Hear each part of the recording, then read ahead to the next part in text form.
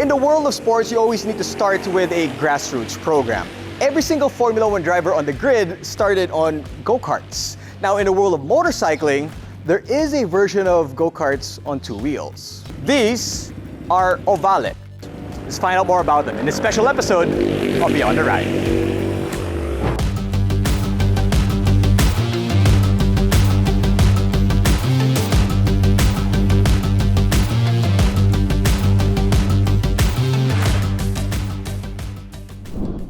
Don't call it a pocket bike, a mini GP, nor a pit bike.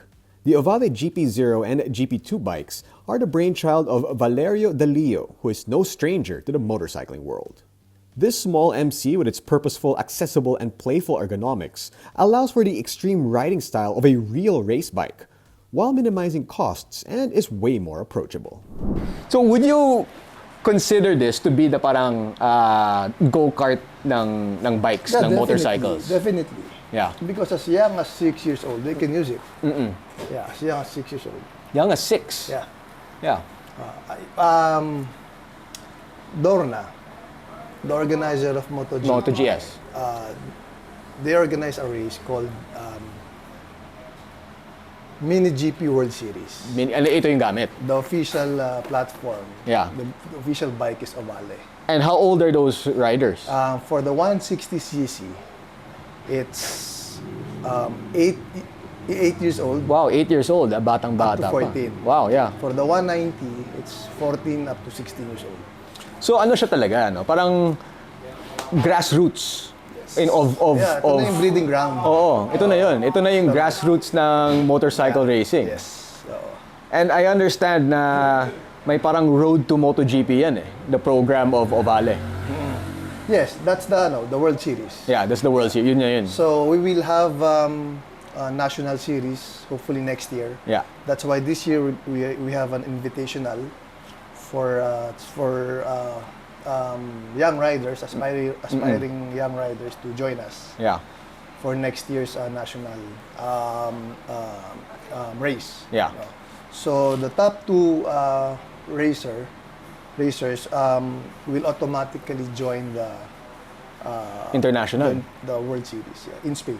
In Spain, huh? Spain. The last round of MotoGP. Okay. Yeah. Okay. Same week. That's the same week. So before the MotoGP guys go out on the track, parang this season ano yun, 'di ba? Yung decider, yung Pecco versus si exactly. Fabio. Yeah. Yun. Yeah. And during that weekend, may mini GP din. Yes. Before the MotoGP, mini GP. Yeah.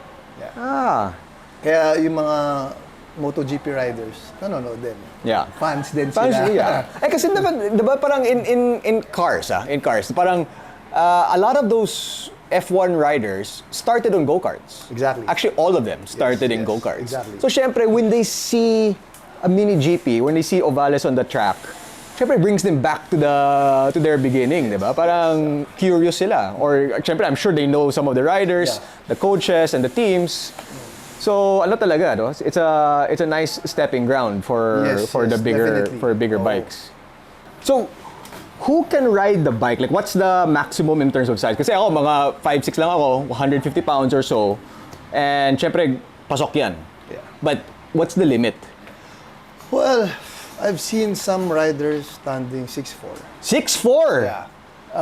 If you know the fastest man in the world, Peter Hickman. He's the distributor of Ohvale in UK.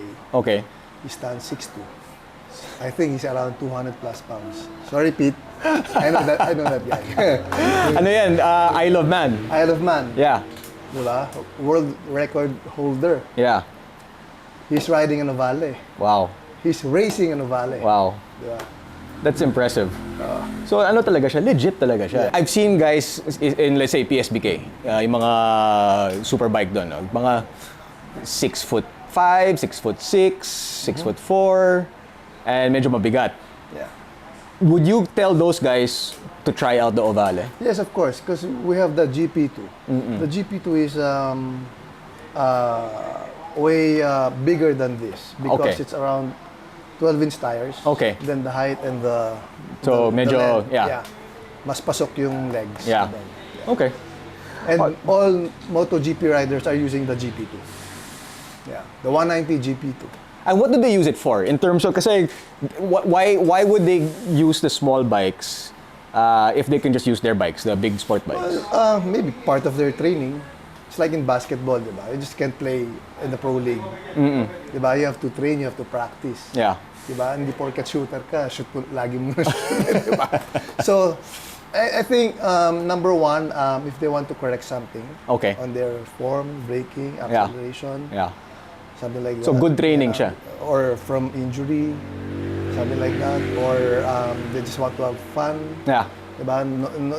They don't have time to, let's say, limited time sa big track, sa small track. Okay, They have all the gets. time. Okay. And what's the plans of Ohvale Philippines? What are the future plans? Because you just are basically parang starting pa lang eh. After the delay sa 2020. Yeah. So well, number one, siyempre, ultimate goal natin na makapagpadala sana tayo ng rider natin, two young riders natin who could join the Mini GP World Series. Because for me, that's already an achievement. Yes. So what more pa nag-champion? Oo. And that's gonna be a legacy and history sa Philippine motorcycle racing. Saka ano yun, parang, yeah, exactly, legacy, history yun. Yes. Yeah. So, yun yung isa sa mga ultimate goal natin. And number two, with this platform, and especially for the new riders, no, it's easier for them to learn from this bike Yeah. than the big bike. Yeah. Kasi For sure. nakakatakot eh. Diba? Oo. Very intimidating ang big bike. Yeah. Eh. Diba? And I think this is more cost-effective or cost-efficient. Oo. Diba? Kasi same thing eh. Oo. If you bring your own bike and then nag-training ka, then you crash, you still gonna Have to pay for that.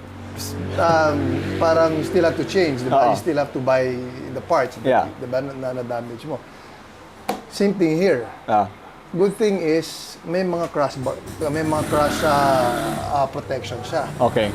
So when you crash or siyempre hopefully not, gas, nothing to change. Yeah. If you crash, let's say nasira this part, ito lang palitan mo, not the whole thing. Yeah. So mas mura siya actually. So, yeah, mas cost-effective talaga. Yeah, mas cost-effective siya. And less intimidating. Yeah, less intimidating. I think that's a big factor. Yes. Kasi a lot of people I notice sa track, no, they get intimidated when they see the sport bikes. And then, especially when they see the pro Yeah. riders. Yeah. Diba? Riding so fast Yeah. and then leaning so Yeah. low. Diba? So, paano ko gagawin yan? Pero ito, kaya. Kaya. We're gonna have a bike rental. Okay. And we have Ohvale Philippines Training Academy. And then, of course, we sell the bikes. Yeah.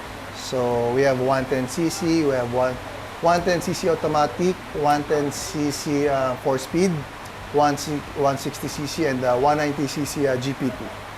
So, And so you mean to say na people can go to the track, rent the bike, and Yeah. test them out? yes, of course. Yeah. So, right now, soon we can do just a 15-minute Oo. rental. Yeah. So we are working on it right now. And who are you gonna cater that to? Well, sa lahat. I mean, mommy, daddy, young kids. Yeah. You know, you can use this as as a family activity, a weekend getaway. Why?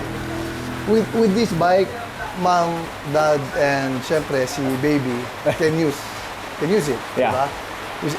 Isang mas less gastos. You don't have to buy 3 bikes. Yeah. Share kayo sa one bike, pwede. For the automatic.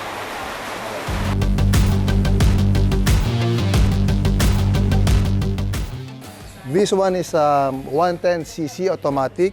We also have 110cc 4-speed manual. It has a trellis frame, domino controls, radial brakes system for both front and rear, made of billet aluminum. Rear sets, race engine. This won't break. You know, it just folds. So fiberglass and clip-ons. So easier to change when you crash. So this one has a crash guard. It has a full exhaust arrow system. So this one is titanium. This one is a rear DNM suspension. The front is optional. You can change it to fully adjustable. This one is 160cc. Of course, it's a manual. Same. Basically, they're all the same. This has a 160cc engine. Very similar to 110, actually, but more power. So this one GP2 is a bigger version of the GP0. So it has number one, 12-inch tires. So full MUPO front suspension. So optional, you have a data logger, Alphano 6, domino controls, extended trellis frame, Pirelli race tires. Of course, everything, aluminum, 190cc engine. This one is a special bike. All MotoGP riders are using this bike. Fully adjustable suspension, of course, in the rear. Exhaust system, also titanium full exhaust. Top 3 reasons why you should buy Ohvale. Number 1, this is a perfect training bike. Number 2, perfect for a family getaway.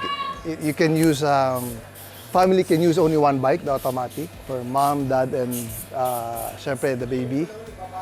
Third, for sure, you will enjoy like a kid and ride like a pro. Okay, it's time to take this little Italian beauty out on the track.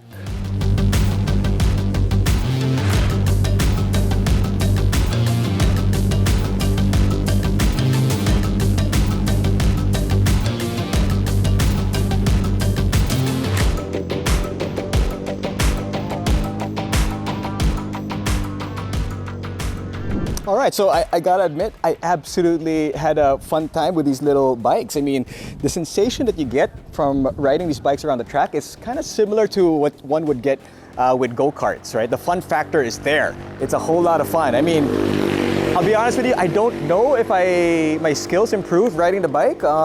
Maybe with a few more sessions with coach, maybe they will improve, but I mean, it's just a blast to take this little bike out on the track.